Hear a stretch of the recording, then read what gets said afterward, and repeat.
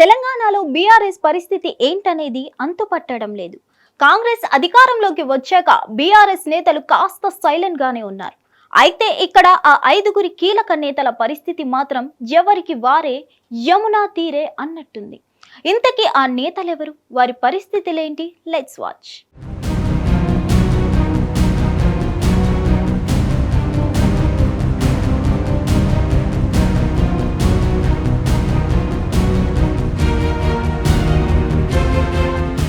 Telangana assembly ఎన్నికల్లో Congress party చేతిలో BRS party ఓటమి పాలైంది. ఓడిపోయిన తర్వాత నుంచి బీఆర్ఎస్ ఇంకా కోలుకోలేదు. కీలకమైన పార్లమెంట్ ఎన్నికలు మరో 50 రోజుల్లో జరగనున్నాయి. అయినా బీఆర్ఎస్ ఇంకా దారిలో పడలేదని అభిప్రాయాలు వ్యక్తమవుతున్నాయి. ముఖ్యంగా బీఆర్ఎస్ లో కీలక నేతలుగా పేరు తెచ్చుకున్న ఐదుగురు నేతలు ఎవరికి వారే యమునా తీరే అన్నట్టు వ్యవహరిస్తున్నారని అంటున్నారు. ముందుగా కేసీఆర్ గురించి చెప్పాలంటే అసెంబ్లీ ఎన్నికల తర్వాత ఇంట్లో ఆయన కాలు జారి పడడంతో కాలికి గాయమైంది. అప్పటి నుంచి ఆయన ఇంటికి ఎర్రవల్లిలోని వ్యవసాయ క్షేత్రానికే పరిమితమయ్యారు. అసెంబ్లీ సమావేశాలు జరుగుతున్నా హాజరు కావడం లేదు. తెలంగాణ అసెంబ్లీ ఎన్నికల్లో బీఆర్ఎస్ తో పాటు స్వయంగా కేసీఆర్ కూడా ఓటమి పాలయ్యారు. దాదాపు 10 ఏళ్ల పాటు ఏకధాటిగా ముఖ్యమంత్రిగా ఉండి ఎమ్మెల్యే అభ్యర్థిగా ఓటమి పాలైన వ్యక్తిగా కేసీఆర్ దారుణమైన రికార్డును మూటగట్టుకున్నారు. ఈ పరాజయ భారంతోనే అసెంబ్లీకి రావడం లేదని గాసిప్స్ వినిపిస్తున్నాయి. అంతేకాకుండా తాను అగర్భ శత్రువులాగా చూసిన రేవంత్ రెడ్డిని సీఎం పదవిలో చూడలేకపోవడం కూడా ఇందుకు కారణమంటున్నారు. ఇక బీఆర్ఎస్ కీలక నేతల గురించి చెప్పాలంటే మొదటిగా కేటీఆర్ పేరే వినిపిస్తుంది. తండ్రి గైర్హాజరులో పార్టీ సమావేశాలను కేడర్కు దిశానిర్దేశం చేస్తూ వారిలో ఉత్సాహం నింపారు. అయితే కీలకమైన అసెంబ్లీ సమావేశాలకు వచ్చేసరికి చేతులెత్తేశారని టాక్ వినిపిస్తుంది. కాంగ్రెస్ మంత్రులు బీఆర్ఎస్ ప్రభుత్వంలోని అవినీతిపై ముఖమ్మడిగా విరుచుకుపడుతుండడంతో ధీటైన సమాధానం చెప్పలేక కేటీఆర్ మిన్నుకుండిపోతున్నారని అంటున్నారు. ఉన్నంతలోనే హరీష్ రావే ఉన్నంతలో ప్రభుత్వం పైన విరుచుకుపడుతున్నారని టాక్ వినిపిస్తుంది. ఇక నెక్స్ట్ జోగినపల్లి సంతోషరావు కేసీఆర్ కు కుడి భుజంలా వ్యవహరించారు. తనకు మందు బిల్లలు అందించడానికి ఆయనను పెట్టుకున్నానని గతంలో కేసీఆర్ వెటకారంగా అన్నారు. ఈ నేపథ్యంలో సంతోష్ రావును రాజ్యసభ సభ్యుడిని కూడా చేశారు. అయితే ఇటీవల 2వ విడతలో ఆయనకు పొడిగింపు దక్కలేదు.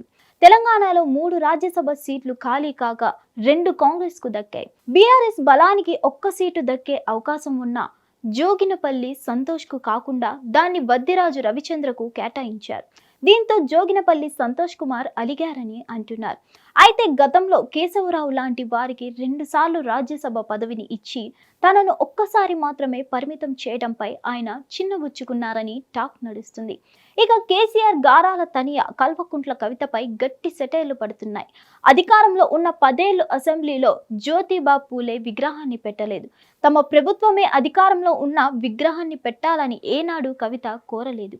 ఇప్పుడు కాంగ్రెస్ ప్రభుత్వం అధికారంలోకి రాగానే అసెంబ్లీలో జ్యోతిబా పూలే విగ్రహం పెట్టాలని ఆమె డిమాండ్ చేస్తుండడంపై అంతా విస్మయం వ్యక్తం చేస్తున్నారు.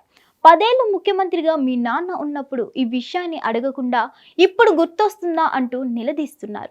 మరోవైపు మద్యం కుంభకోణంలో ఈడీ కేసులు ఉండడంతో బీజేపీతో పొత్తు పెట్టుకోవాలని తన తండ్రిని గట్టిగా కోరుతున్నారని తెలుస్తుంది.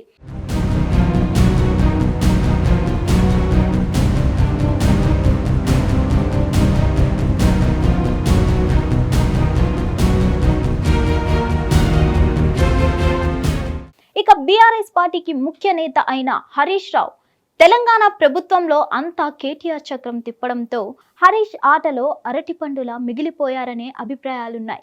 5 ఏళ్ల అధికారంలో దాదాపు ఆయన్ని సిద్దిపేట నియోజకవర్గానికే కేసీఆర్ పరిమితం చేశారని ఆరోపణలున్నాయి.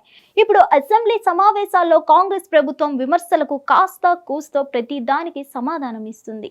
హరీషే అయితే బీఆర్ఎస్ ప్రభుత్వంలో జరిగిన అవినీతిపై విమర్శలను హరీష్ తిప్పికొట్టలేకపోతున్నారు. అందులోనూ ఆర్థిక శాఖ, నీటిపారుదల శాఖలను స్వయంగా హరీషే చూశారు. కాళేశ్వరంలో భారీ అవినీతి జరిగిందని కాగ్ నివేదిక వెలువరించడం ఆయనకు ఇబ్బందిగా మారింది.